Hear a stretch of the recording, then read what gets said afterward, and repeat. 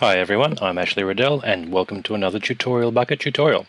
A quick one today. We're going to have a look at creating a 1940s style glamour portrait. Now the original image, so you see where we're coming from, is this, and an important part of making this really work is the look of the original photograph. So if you've got costumes or something that can give it a bit of a 1940s or golden age Hollywood look to begin with, that helps a lot. The completed image, as you can see, it's in black and white, but you can use colour toning if you want to use colour toning. But it's got the hallmarks of what we associate with the glamorous headshots from the 1930s and 1940s Hollywood. The effects that we're going to be using to do this are not particularly complicated. So let's just dive in. First of all, I'm going to need to put in an adjustment layer. So I'll just go down to my layers palette and I'll add in a new adjustment layer. And the type of adjustment layer that we're going to put on this one is, not so surprisingly, a black and white. I'll just put black and white down. Now for the black and white, what we want to do here is just adjust the tones, and a typical thing for those glamorous shots of the 40s is the highlights tend to be very high and the skin tones tend to be very bright. Now I'm thinking more of the female headshots. The male headshots didn't have all that much done to them really, but here's how we fix up the highlights and skin tones. In the black and white adjustment layer, we've got two controls that are very important. They are reds and yellows. Reds, they control the base skin tone, and yellows, they mostly control the highlights, so you need to balance these two out.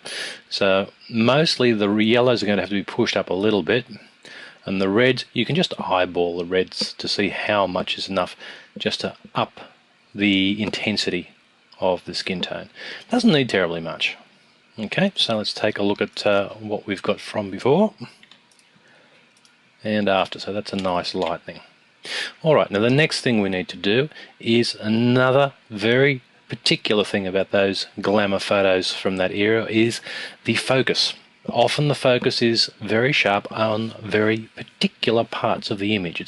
The whole image itself is mostly very diffuse, using very small apertures, so it's a very narrow focus plane. Now the narrow focus plane, there's a few ways we can go about this, but I think it's best just to tackle it the easy way. So I'm going to create a stamp of the existing image. That is on a PC, Control, Shift, Alt and E. On the Mac, that is Shift, Command, Option E. And that will then give you a stamp. This is a combined copy merged. If it was all far too complicated for you, just go to the edit menu and use a copy merged. So you'll need to select all, and then use an edit copy merged and then paste. But Control, Shift, Alt E or Command, Option, Shift E. Okay, so we've now got our copy there, which I am going to rename, and I'm going to call this Blurred. And we're going to blur this using a Gaussian blur. So we'll go to the filter menu, go to blur, choose the Gaussian blur. How much Gaussian blur do you want? Well, how long's a piece of string? It's going to depend on the image. You'll have to eyeball this. So I want enough blur so that the background elements are pretty much blurred out of existence. So for this image, it's going to be somewhere around about a setting of between 30 and 40. And say OK. Okay, now obviously this isn't too good because we need to get some detail. Now there's a couple of things we could do at this point. One is we could take this blurred image and we could change its blending mode and put it into overlay, and that is often not a bad idea because it does give you a very soft effect around the edges. So those of you who've done the Glamour Skin Glow tutorial know about this trick. And then fiddle around with the opacity just to soften up the skin a little bit. You could do that. That's one thing perfectly reasonable to do. The other thing that you could do though, which I'm going to do in this case, is I'm going to just leave it as it is. I'm not going to go for the overlay and glamour glows, but you can do that as well. All I'm going to do is I'm going to add in a layer mask for this, and here's a trick for adding a layer mask that's already pre-filled in. Hold down on the PC the Alt key. On the Mac it's the Option key, and then click on Add Layer Mask, and that will drop in a layer mask that's pre-filled with black. Okay, so we've now got this filled in. Now, what's the big deal? Well, we're going to get ourselves a brush. Reasonably largish brush, depending on the image. You can see mine is very, very big, but I use very high resolution images. And the hardness, very important, is set to 0. Okay, now that I've got that set, I'll check the opacity, and the opacity, which is normally set to 100%, I'm going to set this to a lower setting. I'm going to drop this down to about 25%, somewhere around there should be good. And I'll just make sure that my colour for the layer mask is set to white, so I'm going to start painting in white at a low opacity. So what does this mean? Well, it means I'm going to be able to start blurring out things gradually, not all in one hit. I can start to blur out the background, for example, by just hitting it again and again and again. So I can really get that to blur out quite strongly. And I can selectively start to blur out areas that I would like to blur. And now it starts to look, it really does start to look like a vintage Hollywood glamour portrait because of those very, very narrow focal planes that they were using, very narrow depth of field.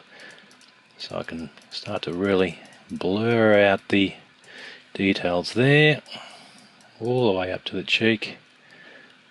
Main thing I'm going to try and keep in focus, of course, is the details. Oops, a bit of a shot there.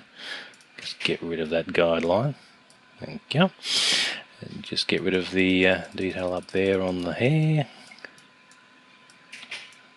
And a little bit less detail down here on the décolletage. So I'm just working here to defocus it all a little bit, or in this case a lot. Ugh, annoying things though. I'm going to have to turn off my rulers, I think. Goodbye ruler. There. Now it won't annoy me anymore. Okay, just a little bit more. Not too much. A little bit of blur on the eye there. Because remember the lenses back in those days, they weren't quite as sharp as we've got these days. These days you can get these really great pin sharp images. Part of the reason for the look of some of those photos is they use some really strong, very contrasty lighting, and that worked a treat, of course, but now we can use much lower lighting, which is much more subtle, so we can get more even effects. So we're really faking up an effect which was really something of a limitation on photography at the time, which has since become something quite attractive to look at.